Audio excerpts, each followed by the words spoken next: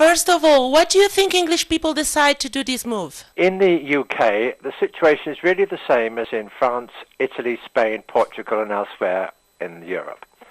The jobs coming into existence are low-paid, part-time, 0 hours, temporary. Economic insecurity is the great message of this revolt, because you see, it's not a revolt just against Europe in the UK. It's a revolt going on right the way across the board. For example, Italy, the five-star movement. If there was a referendum in Italy now, I think that Italy will go for an exit. And the same in France. And you might notice that the five-star movement is a sort of, if you like, a left-wing movement.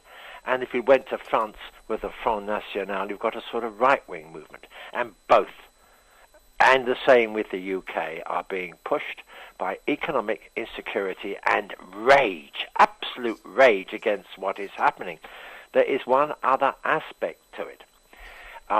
It is the feeling of powerlessness, of impotence, that violence is increasingly going on right the way throughout Europe and within Europe and outside Europe. And it's all because of cowardice on the part of our leaders to address the cause of Daesh and the cause of ISIL. That cause is ultimately the Wahhabi regime in Saudi Arabia, which at this moment is putting out billions of dollars in propaganda, arms, financing, you name it, pushing out this evil philosophy, which means that anybody can feel justified in killing somebody else. And those two factors lie behind the decision of the UK to come out of Europe. It does not mean to say that they think that there's necessarily a better world will come out of having left, because there's some question marks over the economic policy of the Brexit leaders. But it's a desperate situation. Europe is on the verge of collapsing, and if the UK leaves, as it is leaving, then believe you me, Holland is leaving, France is leaving, Italy is leaving, Spain is leaving, I think Sweden and Finland and even Austria, all they may be leaving. You're seeing a complete realignment of politics. There is going to be a domino effect, basically. I actually think that the domino effect has already happened. You only see it because you just see what happened yesterday in the UK.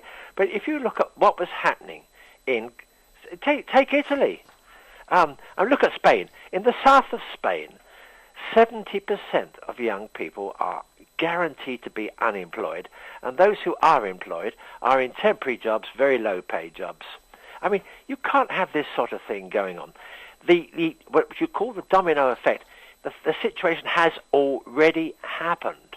All that you're now seeing is when a country gets the opportunity to express its anger, as we have had yesterday in the UK. But you wait until the Italians get their next chance, and then we'll see what will happen. And you wait until the French get their next chance, and you'll see what will happen. And all this comes about because there is only now one way forward. It is to address economics in the new way of binary economics, binaryeconomics.net, where I come from, without using the central bank money supply in the first place for big public capital projects, then for small businesses, then for wider share ownership, so that you spread production and productive capacity right the way to every single individual in the population. Unless you do that, then we are going to collapse. It's probably an historical change. Do you think English people are aware of it? That's a good question. They are reacting by gut instinct in rage. And that is exactly the same what is happening in Europe.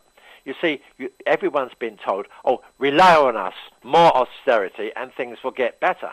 They are not getting better. And as a result, the ordinary person has turned around in anger and in a rage. They've now got to find a new way forward. And that new way forward can only be binary economics. There is no other solution. Conventional economics has failed. And can I tell you why?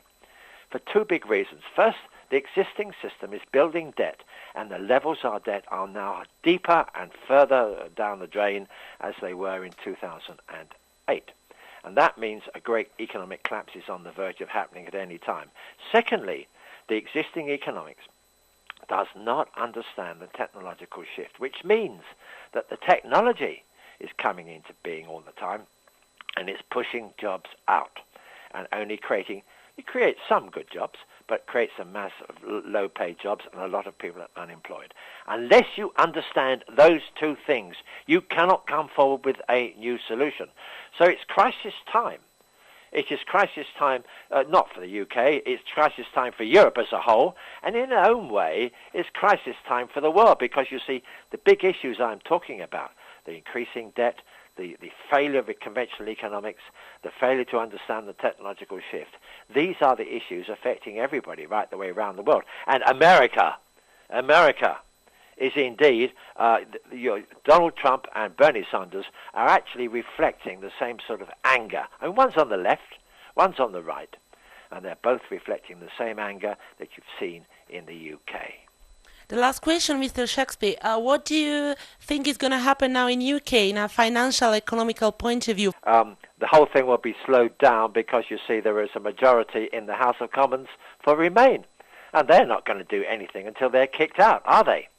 So you see it's going to be a slowed down process. I think things will settle down and the process of leaving will be slowed down and may not even happen. But at some point, there will come a vote of confidence, and at some point there will become a general election. But I think really one should look now away from the UK and look at what is about to happen in the rest of Europe, and one must look at the failure of conventional economics and the failure of the conventional politicians to understand what is happening and what is the fundamental reasons for the anger.